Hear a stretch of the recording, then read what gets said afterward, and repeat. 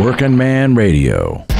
Your soul is dog. That's right. You're an emotional fucking. That's right. I don't know any more than what I'm telling you, other than I lie. I flat out freaking lie. That's right. It's time for Rush Limbaugh's Lie of the Day. Every single thing about you is ugly. I have some remarks. I have some harsh words for Rush Limbaugh today, as I do every day. But I also have harsh words for my alleged allies. Because some of my alleged allies, they are actually on the side of Rush Limbaugh. And I'm talking progressives who don't like Rush Limbaugh worth a damn. Question 1, who in the Middle East? Which leader in the Middle East, in any country in the Middle East, name me a leader of any country in the Middle East who deserves to be called anything remotely resembling progressive. Who in the Middle East which regime do you wish to support as a progressive, as a liberal, as a believer in human rights, as a believer in the rights of women, as a believer in the rights of labor? Who in the Middle East is your champion? Bashar Assad? Really? We like him, do we? Right? We like the Baathists. That's who he is. B-A-A-T-H. Ba'ath. I guess that's how you pronounce it. Same as Saddam Hussein. And they are basically Arab fascists. I mean, the question is, do you give a rat's ass about Bashar Assad? Whatever the hell his name is. Who cares about him? And now we find out that this just a few weeks ago, not 25 years ago, this happened 3 weeks ago. A use of chemical weapons on civilians. Is that okay with you? What are you going to say? Well, yes, but international law will not allow us to do anything about this. We just can't do anything about this. This is what I hate about liberals. They are such lily-livered, panty-waist, ineffectual, navel-gazing pansies. Quit being a pansy. You don't have to be a pansy to believe in the rights of labor. You don't have to be a pansy to believe in supporting the middle class. You don't have to be a pansy to believe in social and economic justice. And you don't have to be a pansy in international relations. Especially when it comes to some asshole dictator who I could care less about. Bashar Assad can drop into the pit of hell tomorrow. I don't care. Have a nice trip, you fucking asshole. And the son of a bitch is using poison gas? And you haven't got the sand to say, God damn, we cannot have that. Do you want to live in a world where there are leaders of third world cesspools who feel free to use chemical weapons against their political opponents if they decide they want to, because there ain't nobody going to do anything about it? Do you want to live in a world that is degraded in this way? Where the standards of civilization are degraded in this way? What makes us civilized? What makes the United States a peaceful, prosperous nation? Would you like me to tell you? The police force. Violence. Organized, disciplined violence. And all that has to happen for little tin-pot dictators like Assad to feel free to use chemical weapons is for there to be a power vacuum in the world. That's all that has to happen. Yes, we are the world's policemen.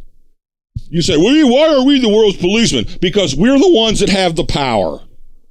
We have the power, and that gives us the responsibility. And if we can advocate the responsibility, we can do that. We can do that. We can cede the power to somebody else and let somebody else run the world. Or maybe no, but well, no. Why should anybody run the world? Well, because if nobody runs the world, then the world will be a crazy quilt of little assholes like Assad everywhere who do whatever the hell they want to, including disrupt trade. Look around your house. Look at all the stainless steel and rubber and petroleum around your house. You ready to live with the loss of standard of living that the loss of the American empire will mean? We are an empire, it is true. And everything around you, look around the room where you're sitting, everything you see is a product of that empire. Take away the empire, your standard of living declines precipitously. Will you please kindly take responsibility for your own world? Will you please kindly come to grips and understand the political, social, economic, and yes, military conditions under which you live? Maybe you don't like the American empire. I don't. Maybe you don't like U.S. imperialism. I don't. But the question is what to do about it. And I'm not saying to do nothing about it. What I am saying is if you're going to do something about it, do things that are intelligent and effective. And one of the things you can do about it, you lily-livered, panty-waist, pansy liberals, can please kindly do me a favor and stop believing that weakness is somehow or another going to be the answer. Stop denying power. When you have power, you must wield power. When you are the most powerful nation on the world, you have to do things. When you're the president, even if you're a progressive, forward-looking, enlightened individual like Barack Obama. Barack Obama chose to be president, and that meant he chose to wield the power of the United States military. And when you have that responsibility, you're going to wield it, and it's not always going to be pretty. When you're a panty-waist, feckless, pusillanimous, pansy liberal who doesn't have any power, you have the luxury. You have the luxury of criticizing every single use of power because nobody must ever wield power. You must never swing a stick and knock somebody upside the head. But you must never do that. Everything must be consensual. We must all sit down and talk about it and get everybody to agree. Like asshole Assad is going to sit down and have a kumbaya moment. This is something conservatives say that's true. It's the one thing they're right about. There are people for whom a stick to the side of the head is the only thing you can do with them. Or, and this is the other thing, I actually happen to believe that anybody can be reached. I do. I believe that anybody can be reached, but only if you know how. You've got to be Gandhi to reach some people. Gandhi might be able to sit down with Assad and get him to see reason. He might be able to do that. But Gandhi's dead. He's not here. We don't have a Gandhi. How about economic sanctions? Let's have economic sanctions instead of killing people with bombs. What's the difference between whether they're killed with bullets or killed with poison gas? Okay, great. Good question. Let me ask you this question.